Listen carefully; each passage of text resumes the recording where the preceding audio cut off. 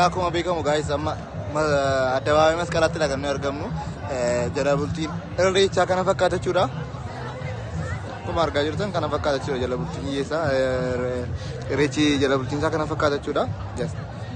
Enjoy gochaarra akka ajaa'ibaatti enjoy gochaarra Oromummaan amma kan nama boonsu guyyaa kana itti barama deeman yaada akka ajaa'ibaatti barama. Sirbamaara qabaa biinsaa baay'ee namatti tola. I like it.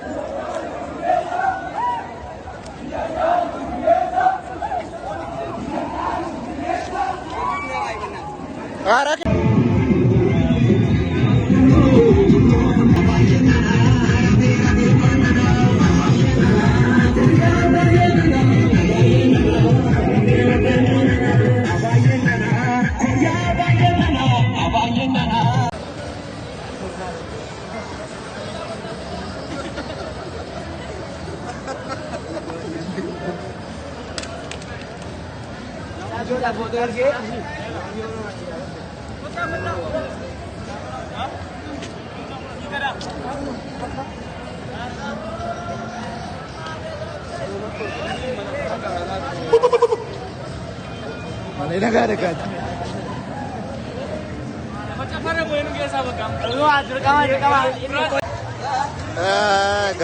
Akkuma argaa jirtanii baay'een galgala kana fakkaata jechuudha. Kama naannoo giddu gala aadaa Oromootti kan inni argamu. Baay'een galgala kana jiru kana fakkaata. Akkuma argaa jirtanii. Egaa uummata Oromoo wal ga'uudhaan galgala kana haala kanaan kan isaan dhiichisaa jiranii. Egaa kana fakkaata jechuudha.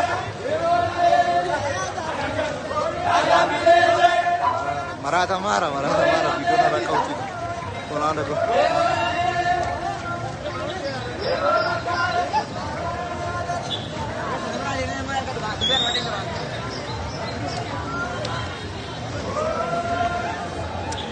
Egaa ol ba'amaa jira amma kana fakkaata jechuudha. Haalli viidiyoo galgala kana fakkaata jechuudha.